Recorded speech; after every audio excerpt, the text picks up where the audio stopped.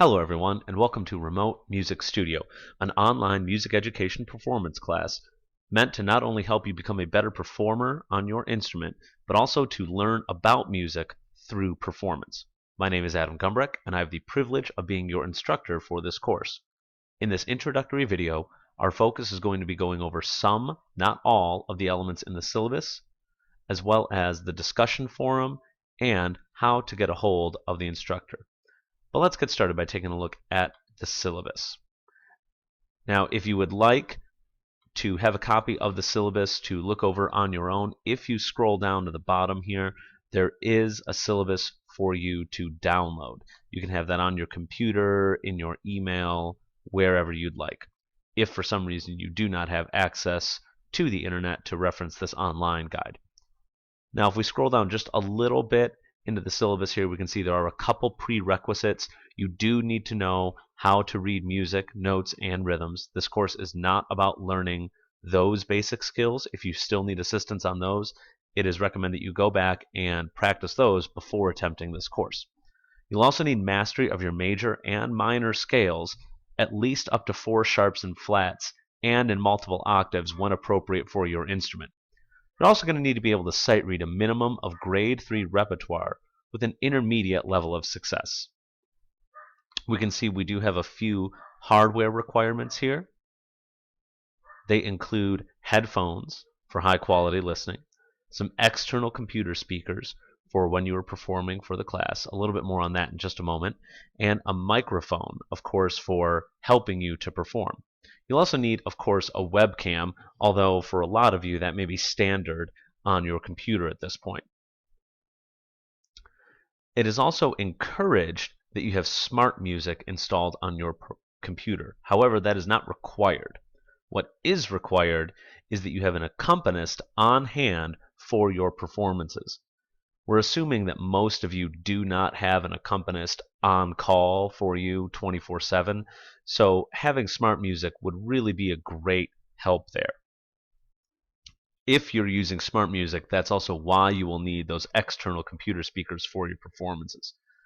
A little bit more on smart music. If we take a look at this, at the Smart Music website, in case you're unfamiliar, it's basically like Guitar Hero, only for real instruments. It's a great practice tool.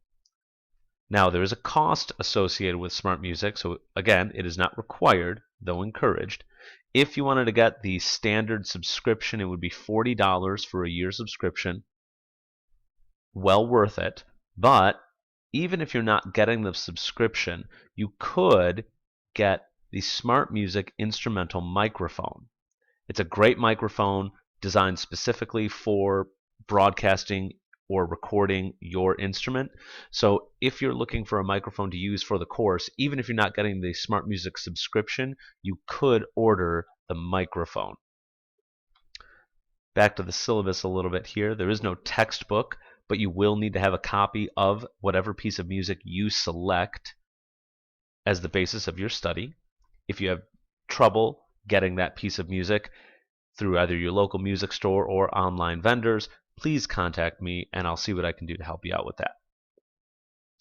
Taking a look here at the grading policy and scale. The class is based out of 1,000 points, and you can see that scale right here. It's a pretty standard grading scale. You can also see the breakdown of points as we go through the course, with the most points being given out for your weekly lesson attendance, right here at 175, and also for the recital given at the end of the course. Again, another 175 points. We'll have several projects throughout the course. Some of them will be one-time things, such as the analysis and historical research. Some of them will be a little bit more ongoing, such as masterclass performances and discussion board posts, which we'll get to again in a little bit. We can see the lesson outline here, taking us through all 9 weeks. You are, of course, required to attend your lessons each week that they are held, and we'll get a little bit more into that when we get into Unit 1, but absolutely make sure that you are in attendance for your lessons and that you are practicing on your own.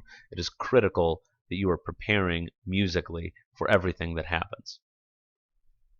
Now, as we look at the discussion forum, you will be asked to post here several times throughout the term. And that forum is here. We can see that some of them are combined, units 1 and 2, 3, 4, 5, and 6, and so on. Grading for your discussion board posts is going to be fairly straightforward. Full credit being awarded for posts that answer the questions in their entirety, have good writing style, and with appropriate responses to classmates. Partial credit, depending on how much participation actually occurs, can be awarded as well with either 10 or 5 points as necessary. And if you should happen to miss a discussion board post for any reason, you will of course not receive any points for that. In case you're interested in any of the background information on this course or what makes it potentially successful for you, if you're interested in any of the research, you can come here and take a look at some of the documents included here. These will link you through to some of the research done on distance learning in music education. While it is a not necessarily new area, technology is only recently making us able to really perform in a distance learning scenario. So some really interesting stuff there. If for any reason you should need to contact the instructor, you can do so via the website. And I check those emails regularly, and I will very likely respond to you through my email account myself. But for initial contact, going through the website would be desired. So, this introductory video just meant to help familiarize you a little bit with the syllabus, the discussion forum, and how to get a hold of me. If you have any questions, please do not hesitate to contact me, and I will be happy to assist you in whatever way possible. I look forward to your success in this course and helping you get started in Unit 1 shortly. Thank you very much, and good luck.